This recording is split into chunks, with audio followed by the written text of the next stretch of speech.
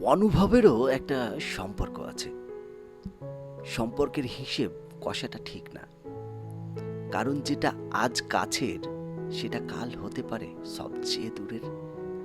আজ যে মানুষটাকে ভালোবাসা মনে হচ্ছে, হয়তো একদিন তাকেই মনে হবে কেবল একটা স্মৃতি। তাই হিসেব নয়, অনুভবটাই জরুরি। যাকে তুমি যতটুকু অনুভব করো, ঠিক সেই মুহূর্তে তাকে সেভাবেই ভালোবাসো, নিজের মতো করেই আগলে রাখো। মৃত্যু কিন্তু সময় ধরে আসে না, সে যখন আসে সবকিছু থমকে যায়। তাই তার আগে যেটা বলার সেটা বলো, যেটা দেওয়ার সেটা দিয়ে দাও। নিজের চাওয়া পাওয়াগুলোকে নিজের করে ফেলো, কারণ শেষ নিঃশ্বাসের আগে শান্তি আসে তখনই, যখন নিজের ভেতরের কথাগুলো